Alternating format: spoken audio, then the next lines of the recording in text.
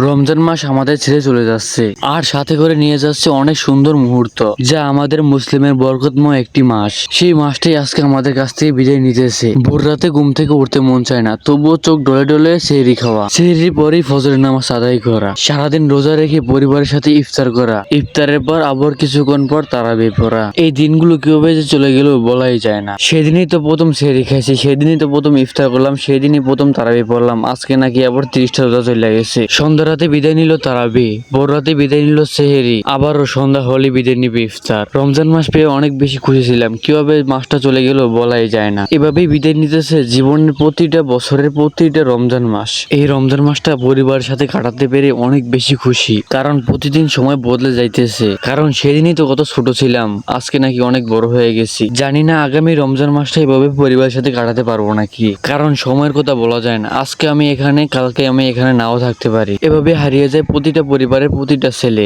জানি না আগামী বছর রমজান মাসটা এভাবে থাকতে পারবো কিনা, কারণ আমি ছোট থেকে দেখে এসেছি আমাদের এলাকার কত ভাই ব্রাদার ছিল, কত বড় ভাইরা ছিল, কিন্তু আজকে শুধু আমরাই আছি। আমাদের এলাকায় বড় ভাইরা তো একজন এলাকায় নাই, হয়তো কোনো ঈদে বা কোনো অনুষ্ঠানে দেশে আসে। বড় ভাইদের কথা কি বলবো, আমাদের সমবয়সী যেগুলো আছে সেগুলো এখন চলে যাইতেছে। বলতে গেলে আমাদের বেশি যেগুলো আছে, মানে আমার সমবয়সী যেগুলো আছে সেগুলোর ভিতরে শুধু আমি একাই আছি। বড় ভাইরা কয়েকজন আছে, সেগুলোকে ঠিক মতো পাওয়া যায় না, এক একজনে এক এক জায়গায় থাকে। যে মাঠে সারাদিন খেলাধুলা হইতো সেই মাঠে আজকে জঙ্গল হয়ে আছে, খেলার মধ্যে মানুষ নাই, সেই মাঠে এখন বাড়িঘর হয়ে যেতেছে। আসলে এভাবে পরিবর্তন হয়ে যায় দিনগুলো। কালকে ঈদ আর আজকে আগের মতো কোনো আনন্দ পাই না। ঈদের কথা কানে আসতেই যেন কয়েকদিন আগে থেকেই আমরা বোম ফুটানো শুরু করে দিতাম, সবাই মিলেমিশে বড়িঘর চালাতাম। কিন্তু যাদেরকে নিয়ে এই ঈদটা উপভোগ করবো তারাই আজকে গ্রামে নাই। আমাদের এলাকায় বড় ভাই কিংবা ছোট ভাই কোনো তফাৎ ছিল না। এই ঈদের আগের দিন আসলেই যেন বড় ভাই কিংবা ছোট ভাই সবাই মিলেমিশে কিছু রান্না করে খেতাম। কিন্তু যারা এই আয়োজনটা করবো তারা সারা মাস কষ্ট করে এসে এখন বাড়িতে শুয়ে শুয়ে রেস্ট নিতেছে। তাদের সাথে দেখা হয় শুধু ঈদের মাঠে, তাছাড়া তাদের সাথে আর কোনোদিন এভাবে কথাবার্তা হয় না। এভাবেই হয়তো হারিয়ে যায় শৈশব জীবনটা। এই যে গত কিছুদিন আগে একটা ইফতার পার্টি দিছিলাম,